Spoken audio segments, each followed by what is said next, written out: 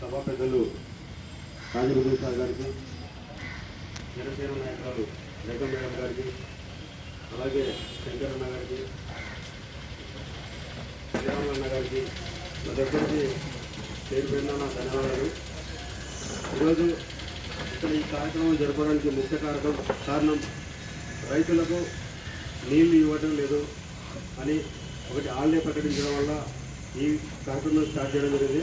ముఖ్యంగా అయితే ఈరోజు 16వ తేదీ నవంబర్ 16 అంటే మన రాష్ట్రం మద్రాసు నుంచి విడిపోయే ముందు ఒక శ్రీబాగ్ ఒప్పందం అని ఒక ఒప్పందం చేయడానికి ఒక కమిటీ వేసి ఈరోజు ఆంధ్రప్రదేశ్కి కావచ్చు, రాయలసీమ కావచ్చు, ఏమేమి ఇవ్వాలి, రాజధాని ఎక్కడ పెట్టాలి, హైకోర్టు ఎక్కడ పెట్టాలి, తర్వాత నదీ జలాలు ఎక్కడ ఏమేమి చేయాలి, ప్రాజెక్టులు ఏం కట్టాలని ఒక చర్చ జరిగిన రోజు అనమాట. ముఖ్యంగా ఈరోజు అయితే ఈరోజు అందరూ రాయలసీమలో చాలామంది లోకల్లో ఎంఆర్ ఆఫీస్లో గడవచ్చు, లేదంటే ఇంకా ప్రభుత్వ కార్యాలయం దగ్గర మీటింగ్లు పెట్టడం జరిగింది. కానీ ఏమైందంటే రైతులకు సపోర్టుగా తెలుగుగంగా ఆఫీస్ దగ్గర తెలుగుగంగా నీరు ఉన్న దగ్గర ఉన్నది రిజర్వాయర్ దగ్గర ఒక లైవ్ ప్రోగ్రాం పెట్టి ఇటు పక్క యువకులకి ఒక పక్క రైతులకి సపోర్ట్గా ఉండి ఈ రాయలసీమ ఉద్యమం నడిపించాలని ఒక కాన్సెప్ట్తో మేము కర్నూలు నుంచి రావడం జరిగింది.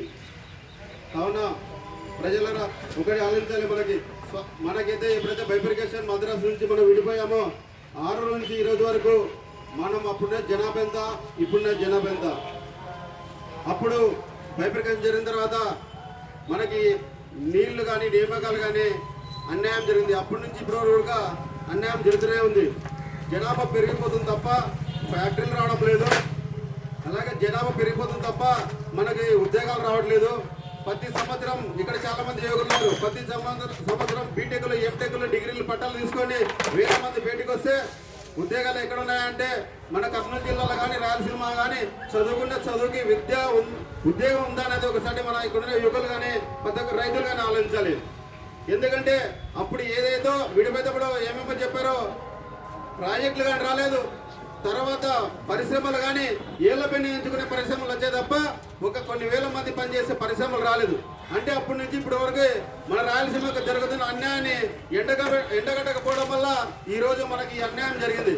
కావున ప్రజలారా ఇప్పటికైనా మనం ఆలోచించాల్సి ఏంటంటే ఒక పక్క కడుపు చేత పట్టుకొని రైతులు ఈ వ్యవసాయం చేయలేక కూలీలుగా మారి రాష్ట్రాలు విడిపోతుంటే మరో పక్క 1000 మంది స్టూడెంట్స్ ఎంటెక్లు బీటెక్లు చేసి వాళ్ళు కూడా పొట్ట చేత పట్టుకొని, అంటే వాళ్ళు అయితే కూలీలు వీళ్ళు క్లాసికల్ కూలీలు అన్నమాట.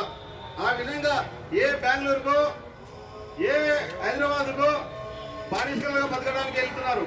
కావున ఇది మారాలంటే ఇప్పుడు ఒక పక్క రైతులు, ఒక పక్క విద్యార్థులు ఈ వలసలు వెళ్ళిపోతే మన రాయలసీమ ఎడారిగా మారే అవకాశం ఉంది.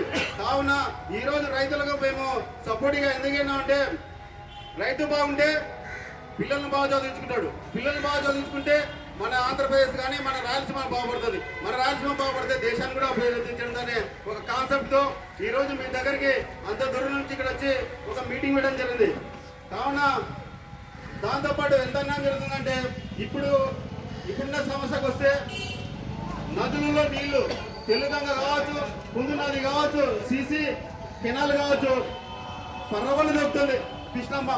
కానీ ఇప్పుడున్న ప్రభుత్వము వాళ్ళకు ఏమి కనపడిందో ఏం లేదో కానీ హాలిడే ప్రకటించింది, రైతు హాలిడే ప్రకటించింది, క్రాప్ హాలిడే. అలాగే 1800 కోట్లు వాళ్ళ ట్రెజరీలో ఉంటే మరమ్మతులు ఇన్ని రోజులు లేని మరమ్మతులు ఇప్పుడు ఈ ప్రభుత్వం ఇప్పుడే కనబడ్డాయి. అయ్యా ఇప్పుడే వర్షాలు పడి ఉన్న పంటలు పోయి కడుపు కొట్టుకుంటే వాళ్ళకి సర్వే చేసి పంట నష్టం ఇచ్చిన దాఖలాలు లేవు, వాళ్ళకి ఎరువులు ఇచ్చిన దాఖలాలు లేవు, పరామర్శించిన దాఖలాలు లేవు. కానీ ఈరోజు మాత్రము క్రాప్ డాలు వచ్చి మేము చూదురమ్మా అని వాళ్ళు మరమ్మతులు చేయడానికి వస్తున్నారు. అది కూడా ఏంటంటే నిండు నీళ్లు పెట్టుకొని మరమ్మతులు చేస్తారంట. రైతులారా, యువకులారా, దీనికి ఒకసారి మనం అందరూ ఆలోచించాలి. ఇది ఎందుకు జరుగుతుంది? మనం తిరగబడకపోవడం వల్లే. మనం ఎప్పుడైతే తిరగబడతామో అప్పుడు మనకు కావాల్సిన